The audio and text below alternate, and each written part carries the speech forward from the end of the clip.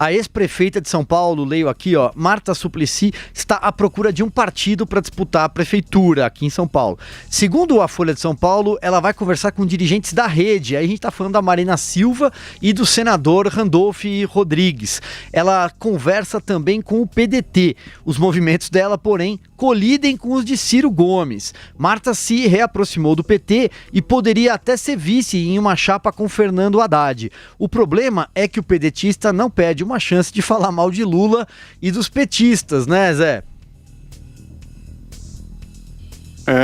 Eu acho o seguinte, que a Marta Suplicy, ela não descobriu de que ela foi eleita prefeita de São Paulo não por ela, só um pouco por ela, mas o mais era a força do PT. Naquele momento as pessoas acreditavam no PT, naquele discurso que a gente viu que não praticaram.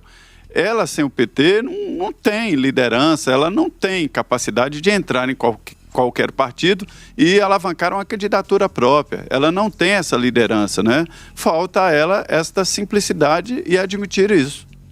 Ô Zé, agora, para além de tudo isso, eu queria só repisar aqui, falar um pouquinho mais sobre essa questão da eleição aqui em São Paulo, porque muito se fala, eu, por exemplo, agora citei aqui a questão do Haddad, vice no Haddad, coisa tal. Fernando Haddad, pelo menos ao que parece, não será candidato aqui em São Paulo, né? Não. Olha, Silvia, a análise daqui de Brasília sobre São Paulo pode ser diferente do que vocês veem por aí, né?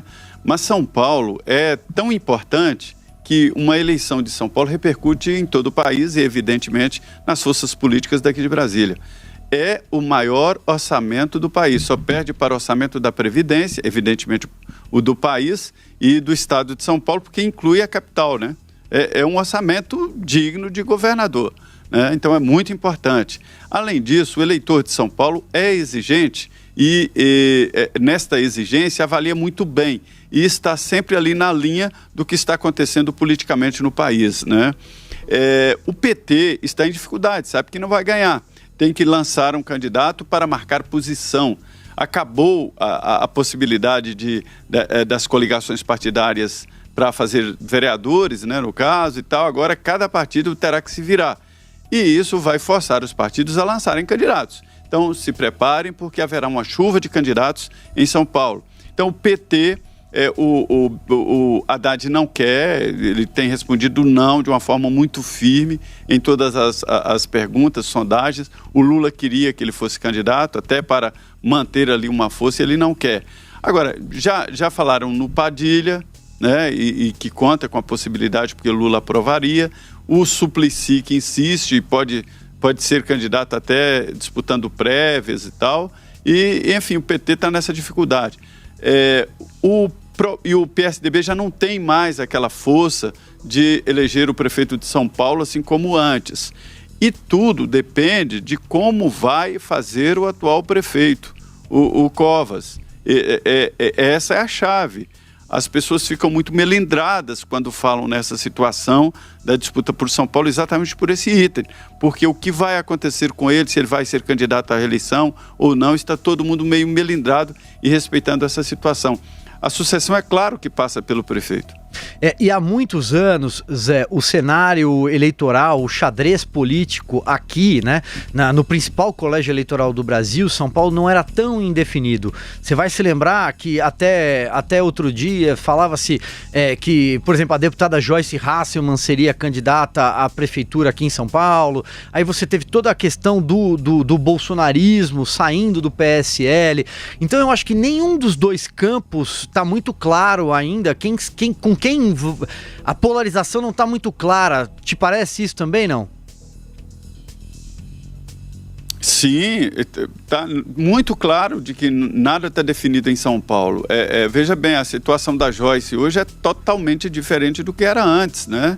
Ela está sofrendo as consequências de ter mais do que se afastado do presidente Jair Bolsonaro, declarado guerra contra ele. Então, é uma força negativa muito grande. Há tempos atrás, eu conversava com deputados aí, o deputado Paulinho da Força me disse assim, ela será eleita em São Paulo, existe uma possibilidade forte. Hoje já não há essa possibilidade, né?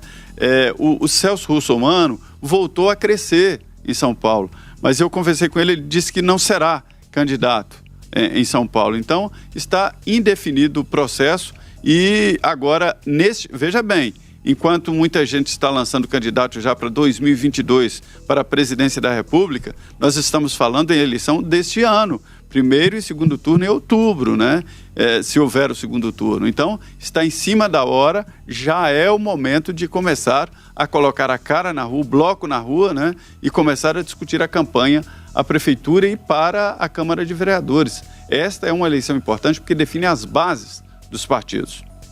Olha só, ô Zé, enquanto você estava comentando, eu estava dando uma espiada aqui nas redes sociais, pessoal querendo também que a gente fale um pouco sobre outras praças, outras capitais em relação à eleição municipal. Talvez a gente não tenha tempo de passar por muitas, mas para citar, por exemplo, eu acho que em Belo Horizonte você tem um cenário favorável à reeleição do Calil. O que você acha? E o Rio de Janeiro acho tão confuso quanto a cidade de São Paulo. Para você ter uma ideia, o Calil andou dizendo que não seria candidato, que não se candidataria à reeleição, mas eu acho que ele vai se candidatar. O Patrus Ananias vai disputar a prefeitura e ele é forte em Belo Horizonte, né? Mas o PT está em dificuldade lá e ele vai encontrar, apesar do Patrus Ananias ser um nome preservado ali do PT, terá dificuldades. E haverá também um número muito grande de candidatos. O PSDB vai lançar candidato e tal. Então a situação em Belo Horizonte também está muito indefinida. É um momento político em que os políticos tradicionais e os partidos grandes perderam a força e há muita indefinição. Imagine que em Salvador, por exemplo, o PT vai disputar com o DEM, o atual prefeito de lá, o ACM Neto, não pode ser reeleito, já foi reeleito. E o PT está indo atrás de nomes assim para tentar ganhar a prefeitura de Salvador, mas o ACM Neto deve fazer o sucessor lá. Pois bem. Aliás, só para a gente então amarrar, você acabou entrando também em Salvador, o ACM Neto também é um quadro já pensando na próxima eleição de 2022, né, Zé? Para a gente matar esse seu comentário antes do nosso break. Uhum. Não tem outra saída. O governo, né, ele está avaliando.